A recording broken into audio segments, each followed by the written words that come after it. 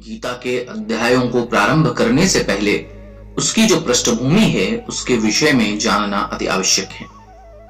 ये गीता की उत्पत्ति किन कारणों से हुई, कैसे हुई और गीता भगवान श्री कृष्ण के द्वारा हम तक कैसे पहुंची। धृतराष्ट्र और पांडु दोनों भाई भाई थे जिनका जन्म कुरुवंश में हुआ था और जो राजा भरत के वंशज थे जिनके नाम पर ही महाभारत नाम पड़ा। चूंकि बड़ा भाई धृतराष्ट्र जन्म से ही अंधा था, अतएव राज सिंहासन उसे न मिलकर उसके छोटे भाई पांडु को मिला। पांडु की मृत्यु बहुत ही कम आयु में हो गई, अतएव उनके 5 पुत्र क्रमशः युधिष्ठिर, भीम, अर्जुन, नकुल तथा सहदेव धृतराष्ट्र की देखरेख में रख दिए गए। क्योंकि उसे कुछ काल के लिए ही राजा बनाया गया था, इस तरह धृतराष्ट्र तथा पांडु के पुत्र एक ही राजमहल में पले और बड़े हुए।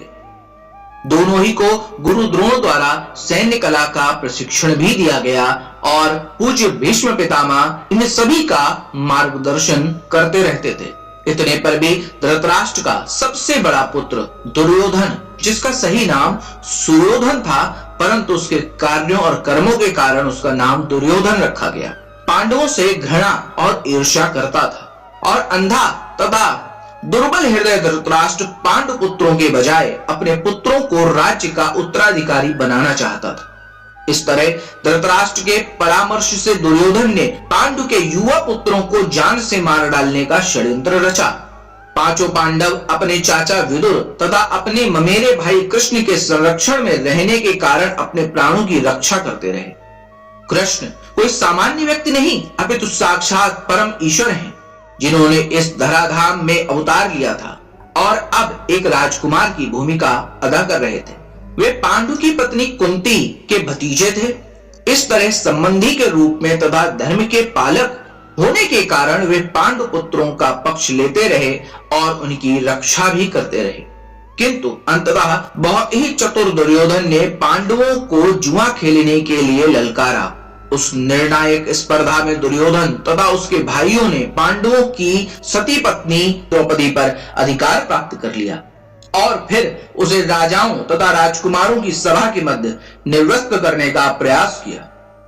तब कृष्ण की दैवी हस्तक्षेप से उसकी रक्षा हो सकी, क्योंकि भगवान श्री कृष्ण द्रौपदी को अपनी बहन मानते थे। इस कारण द्रौपदी के पुकारने पर श्री कृष्ण ने आकर उनके चीर को बढ़ाकर उनकी रक्षा की। किंतु जुए में हार जाने के कारण पांडवों को अपने राज्य से हाथ धोना पड़ा और 13 वर्ष के लिए वनवास एवं अज्ञातवास के लिए जाना पड़ा। वनवास से लौटकर पांडवों ने दुर्योधन से अपना राज्य मांगा, किंतु उसने देने से इनकार कर दिया। अंत में हारकर 5 पांडवों ने पूरा राज्य न चाहकर सिर्फ 5 गांव अपने जीवन यापन के लिए मांगे, किंतु दुर्योधन ने सुई की नोक भर भी भूमि देने के लिए मना कर दिया। अभी तक तो पांडव सहनशील बने रहे, परंतु इतने अपमान के पश्चात उन्होंने युद्ध करने का निर्णय लिया। विश्व भर के राजकुमारों में से कुछ धृतराष्ट्र के पुत्रों के पक्ष में थे तो कुछ पांडवों के पक्ष में। उस समय कृष्ण पांडु पुत्रों के संदेशवाहक बनकर शांति की याचना के लिए धृतराष्ट्र के दरबार में गए। जब उनकी याचना अस्वीकृत हो गई तो युद्ध निश्चित हो गया। अत्यंत सचरित्र 5 पांडवों ने कृष्ण को भगवान के रूप में पहचान लिया था, किंतु धृतराष्ट्र के दुष्ट पुत्र उन्हें नहीं समझ पाए थे। फिर भी कृष्ण ने विपक्षियों की इच्छानुसार ही युद्ध में सम्मिलित होने का प्रस्ताव रखा। ईश्वर के रूप में वे युद्ध नहीं कर सकते थे, किंतु जो भी उनकी सेना का उपयोग करना चाहे कर सकता था।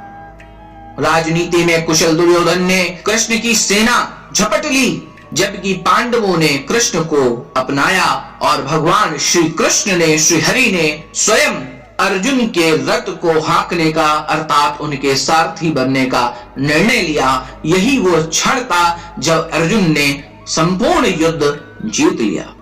जब भगवान श्री कृष्ण अर्जुन के सारथी थे और अर्जुन ने रण में युद्ध के मैदान में अपने सामने अपने ही प्रियजनों, अपने गुरु, अपने भाई, चाचा इत्यादि को देखा तो उन्होंने युद्ध करने से इनकार कर दिया।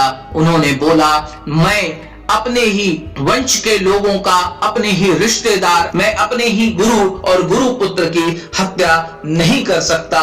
मैं एक ऐसा हत्यारा या योद्धा नहीं बनना चाहता जो अपनों की ही हत्या करके राज्य की स्थापना करे।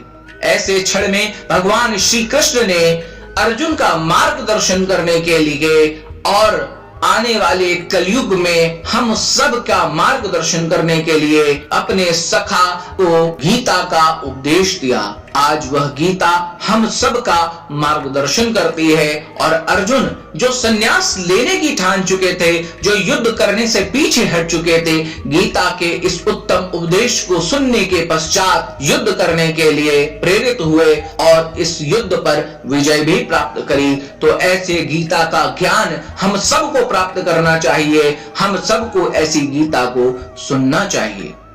हरे कृष्ण कृष्ण कृष्ण हरे हरे, हरे राम राम राम हरे।